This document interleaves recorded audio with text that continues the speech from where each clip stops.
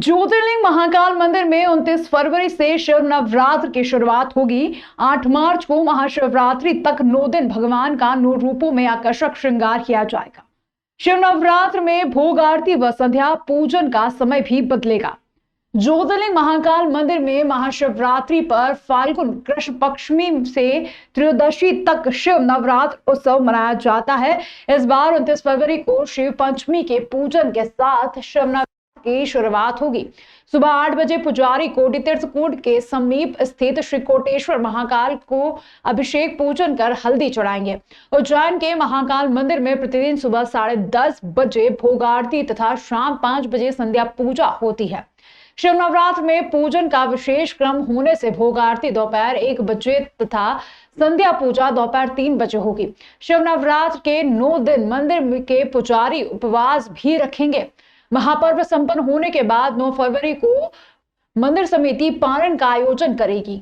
महाकालेश्वर मंदिर की ज्योतिर्लिंग की अपनी एक परंपरा है और ये शिवरात्रि पर्व पूरे देश में ही मनाया जाता है, लेकिन महाकालेश्वर मंदिर में इसकी एक अनूठी परंपरा है। यहाँ 9 दिन के नवरात्रि का उत्सव मनाया जाता है, जो पंचमी से लेकर तो अमावस्या तक भगवान का पर्व चलता है, शिवरात्रि पर्व। इसको नवरात्रि बोलते हैं, शिव नवरात्रि के रूप में इसको माना जाता है। और पंचमी से प्रथम पूजा होती है, तो प्रथम पूजा अभिषेक के लघु रुद्रादि अभिषेक के से प्रारंभ होता है। 11 पंडित प्रतिदिन भगवान का अभिषेक पूजन करते हैं। सुबह प्रातः काल ये कार्यक्रम आयोजन होता है और शाम को भगवान के नित्य नए श्रृंगार किए जाते हैं। तो पंचमी पर जो श्रृंगार पहला होता है, उस दिन भगवान को शोला पिनाया जाता है, दुशाला ओढ़ाया जाता है और मेखला पिनाई जाती है। इसी प्रकार फिर एक एक दिन पंचमी, छठ, सप्तमी, अष्टमी, नवमी, दसवीं का अलग अलग श्रृंगार है। तो सेकंड दिन जो पंचमी के छठ के दिन जो होता है, वो शेषनाग के रूप में भगवान को शेषनाग धारण कराए जाते हैं। और उसके बाद फिर घटाटोप का दर्शन है। घटाटोप के बाद में छबिना दर्शन है और उसके पश्चात फिर होलकर की प्रतिमा भगवान के ऊपर रहती है। उसी के बाद में फिर मन महेश के बाद में जो श्रृंगार होता है वो उमा महेश। और प्रदोष पर्व काल के दिन शिवरात्रि से एक दिन पूर्व जो शिव तांडव का दर्शन होता है। ये सब प्रतिमाएं रजत प्रतिमा है। पंचमी से तो लेकर तो द्वादशी प्रदोष तक नित्य अलग अलग श्रृंगार प्रतिदिन इसको करते हैं। सभी प्रकार के आभूषण वस्त्र भी रोज अलग अलग प्रकार से धारण कराते हैं और प्रतिमा स्थापित करके दर्शन होते हैं। शिवरात्रि का जो दिन पर्व होता है, उस दिन भगवान निराकार रहते हैं। उस दिन किसी प्रकार का श्रृंगार नहीं होता है और सतत जलधारा भगवान महाकालेश्वर पे चलती है। रात्रि की 12 बजे से 4 बजे तक भगवान का महापूजा अभिषेक होता है और इस महापूजन के पश्चात ही भगवान को शेरा दर्शन का शेरा बनाया जाता है। भगवान के ऊपर बिलपत्र होते हैं, 108 बिलपत्र चढ़ाए जाते हैं उनकी नामावली से। इसी के साथ में सप्तधान, भगवान को 7 धान होते हैं, सप्तधान भगवान के ऊपर चढ़ाए जाते हैं। और जो मुखोटा चढ़ाया जाता है उसका नाम भी सप्तधान का मुखोटा बोला जाता है। और उसी को फिर भगवान श्रृंगारित करके शेरा दर्शन का उत्सव मनाया जाता है। उस दिन भगवान पूर्ण रूप से दूल्हे के स्वरूप में विराजित रहते हैं और 12 बजे तक दिन को इस शेरा दर्शन भक्तों को होता है, दूल्हे का दर्शन होता है। और इसके पश्चात दोपहर में, वर्ष में एक बार दोपहर में भस्मा आरती जो होती है और उसके बाद में ये पर्व जो 9 दिन का है, ये नवरात्रि का पर्व समापन की ओर होता है और सभी ब्राह्मणों का ब्रह्म भोजन इत्यादि के बाद ये पर्व समाप्त होता है। विश्व प्रसिद्ध महाकालेश्वर मंदिर में दर्शन के लिए पहुंचे फिल्म अभिनेता आयुष्मान खुराना। आयुष्मान ने नंदी हॉल और चांदी गेट से दर्शन कर बाबा महाकाल का आशीर्वाद लिया। फिल्म एक्टर आयुष्मान खुराना महाकाल मंदिर में शुक्रवार रात पहुंचे। वे रात को ही इंदौर के लिए रवाना हो गए। दरअसल आयुष्मान एक फिल्म की शूटिंग के लिए इंदौर पहुंचे हैं।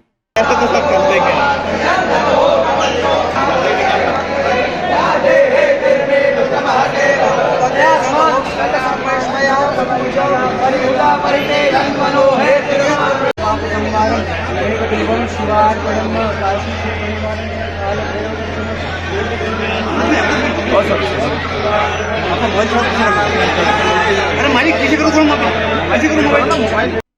मोबाइल टावर से बैटरियां चोरी करने वाला गिरोह पुलिस की गिरफ्त में आ गया है। मोबाइल टावर कंपनी में काम करने वाले कर्मचारियों ने गिरोह बनाया था और कार में सवार होकर रात के समय वारदातों को अंजाम दे रहे थे। वारदात के बाद गिरोह इंदौर में बैटरियां ठिकाने लगाता था। शहर से लगे ग्रामीण क्षेत्रों में पिछले कुछ दिनों से मोबाइल टावरों की बैटरियां चोरी होने की वारदात लगातार सामने आ रही थी।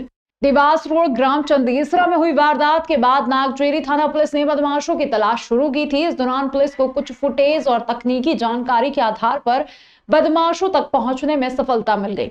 बदमाश देवालपुर में वारदात के बाद फरार होने की फिराक में थे, लेकिन पुलिस उन तक पहुंच गई। बैटरी चोरी करने वाले गिरोह में शामिल सरगना योगेश पिता रामप्रसाद पटेल निवासी श्यामगढ़ मंदसौर के साथ हुसैन पिता छोटे खान निवासी ग्राम सुवासरा मंदसौर, अभिषेक पिता सुरेश सोलंकी सांवेर इंदौर, हरिओम पिता लक्ष्मी नारायण जोशी गांधीनगर मंदसौर और अभय पिता सीताराम तंवर निवासी देवास को गिरफ्तार कर पूछताछ के लिए उज्जैन लाया गया। बदमाशों ने मोबाइल टावर से चोरी की गई बैटरियां इंदौर के खजनारा क्षेत्र में अब्दुल रहीम पिता नियाज मोहम्मद और उसके साथी को ठिकाने लगाना कबूल किया। पुलिस अब्दुल और उसके साथी की तलाश में इंदौर पहुंची, जहां से अब्दुल को गिरफ्तार किया गया। उसका साथी फरार हो चुका था। बैटरी चोरी करने वाले 5 बदमाश और एक खरीदार की निशानदेही पर पुलिस ने 70 से अधिक बैटरी बरामद की है। वहीं वारदात में प्रयुक्त 2 कार भी जब्त की गई है। आज बदमाशों को न्यायालय में पेश कर रिमांड पर लिया जा सकता है। बताया जा रहा है कि मोबाइल टावर से बैटरी चोरी करने की वारदातों को अंजाम देने वाला सरगना योगेश पटेल पूर्व में मोबाइल टावर कंपनी का कर्मचारी रह चुका है। उसे पूरी जानकारी थी कि कैसे बैटरी चोरी करना है और कहां ठिकाने लगाना है। एक मोबाइल टावर में 20 से 24 बैटरियां लगती थी, जिनकी कीमत 40 से 45 हजार रुपए के लगभग होती है। टावर कंपनी से काम छोड़ने के बाद उसने गिरोह बनाया और किराए से कार लेकर वारदातों को अंजाम देना शुरू कर दिया। गिरोह के हिरासत में आने के बाद उज्जैन के चिंतामण, नागचेरी, पवासा और नरवर थाना क्षेत्र की 4 वारदातों के साथ इंदौर की 12 से अधिक वारदातों का सुराग पुलिस को मिला है।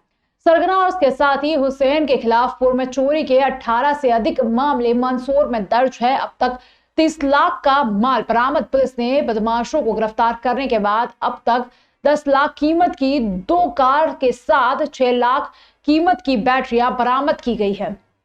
अब तक 4 वारदातों का माल पुलिस ने बरामद किया है। चोरी की बैटरी खरीदने वाले फरार आरोपी के गिरफ्तार में आने और रिमांड अवधि में पूछताछ के बाद और भी चोरी का सामान बरामद होने की संभावना बनी हुई है। इसका एक साथी है हुसैन खान, ये सुवासरा मंदसौर का रहने वाला है। इस पर करीब 19 अपराध मंदसौर, रतलाम, खंडवा और अन्य जिलों में दर्ज है। नकबजनी टाइप के अपराध दर्ज है। इसके अतिरिक्त 2 जो खरीदार हैं जो इसमें गिरफ्तार किए गए इंदौर से, वो शहनवाज हुसैन और अब्दुल रहीम, ये दोनों ये जो बैटरीज थी इसको खरीदते थे। ये सितंबर 2023 से एक बैटरी चोरी की गैंग यहाँ पर सक्रिय थी, जो मोबाइल टावर्स होते हैं उसमें ये लोग पहले से काम करते थे, इसलिए सारे इक्विपमेंट्स को जानते थे। इन्होंने करीब 7 घटनाएं अभी तक कबूली हैं जहां पर ये बैटरियों को चोरी करते थे। 5 लोगों को गिरफ्तार किया गया, जिनके ऊपर 20-20 पुराने अपराध दर्ज हैं। साथ ही इसमें 2 इंदौर के खरीदार हैं जो ये चोरी की हुई बैटरीज को खरीदते थे और रीयूज करते थे, उन दोनों को भी गिरफ्तार किया गया। इसमें 10,000 रुपए पूरी टीम को इनाम दिया जा रहा है। साथ ही अभी इनको और रिमांड पर लेके, क्योंकि ये 2014 से एक्टिव क्रिमिनल्स हैं, तो इनके संबंध में और भी जानकारी ली जाएगी। इन्होंने अन्य जिस भी क्षेत्र में अपराध किए संबंधित पुलिस को भी सूचित किया जाएगा और इनके खिलाफ और कार्रवाई की जाएगी। 26 फरवरी 2024 को प्रधानमंत्री भारतीय रेलवे में 41,000 करोड़ की रेल परियोजनाओं का शिलान्यास व लोकार्पण करेंगे, जिसमें अमृत भारत रेलवे स्टेशन योजना के उज्जैन रेलवे स्टेशन भी शामिल है। उज्जैन रेलवे स्टेशन भी एयरपोर्ट की तरह जल्द ही भव्य नजर आएगा। 26 फरवरी को उज्जैन, इंदौर, नागदा, खाचरो सहित रतलाम मंडल के 11 रेलवे स्टेशनों का प्रधानमंत्री नरेंद्र मोदी वर्चुअली भूमि पूजन करेंगे। उज्जैन स्टेशन पर प्लेटफॉर्म नंबर 8 पर कार्यक्रम आयोजित किया जाएगा। करीब 800 करोड़ रुपए की लागत से होने वाले उज्जैन रेलवे स्टेशन का विकास पूरी तरह से एयरपोर्ट की तर्ज पर किया जाएगा। पीएम मोदी सोमवार को भारतीय रेलवे में 41,000 करोड़ की रेल परियोजनाओं का शिलान्यास व लोकार्पण करेंगे, जिसमें अमृत भारत रेलवे स्टेशन योजना के अंतर्गत 554 रेलवे स्टेशनों के पुनर्विकास एवं 1500 रोड ओवर ब्रिजों अंडरपास का लोकार्पण शिलान्यास शामिल है। इस कार्यक्रम के तहत रतलाम मंडल के 11 स्टेशनों इंदौर, उज्जैन, सीहोर, सुजालपुर, मक्सी, नागदा, खाचरोद, नीमच, मंदसौर, दाहोद, लिमखेड़ा सहित 2 रोड अंडरब्रिज का शिलान्यास एवं 2 नवनिर्मित रोड अंडरब्रिज को राष्ट्र को समर्पित करेंगे।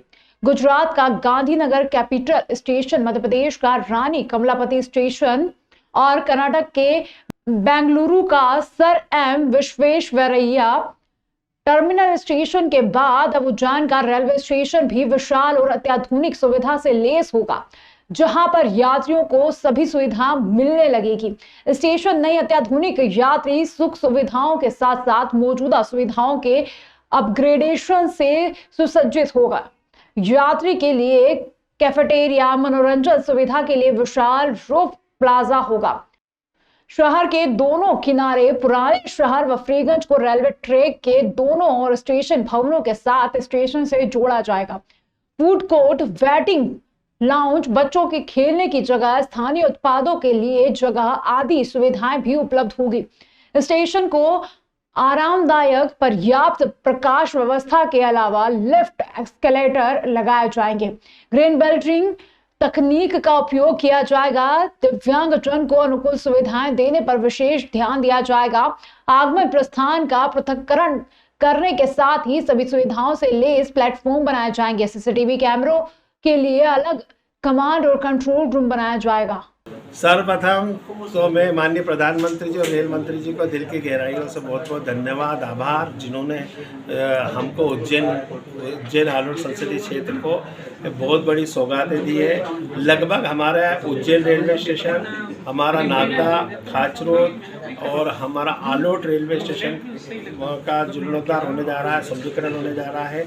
और इसमें रुपेटा महिदपुर रोड पे जो है वहाँ पे एक आरओबी बनने जा रही है। उज्जैन रेलवे स्टेशन की लागत लगभग 850 करोड़ है, जो इंटरनेशनल एयरपोर्ट के तर्ज पे बनने जा रहा है। सर्व सुविधा युक्त है, जिसमें जो तीर्थयात्री दर्शनार्थी उज्जैन आ रहे हैं उनको बहुत ही सुविधा मिलेगी और इसका आगामी सीएस में भी अच्छा उपयोग होगा। ऐसे ही नागदा में है, वहाँ पे भी लगभग 25 करोड़ की लागत से है। खाचरोद में लगभग 19 करोड़ की लागत से है। बरना अपने आलोट वहाँ पे भी जो है रेलवे स्टेशन दिया गया है और एक आरओबी रुपेटा वाली को 37 करोड़ की लागत से। तो यह अरबों खरबों के काम जो है मोदी जी और रेल मंत्री जी ने हमारे उज्जैन आलोट संसदीय क्षेत्र को सौगात दी है।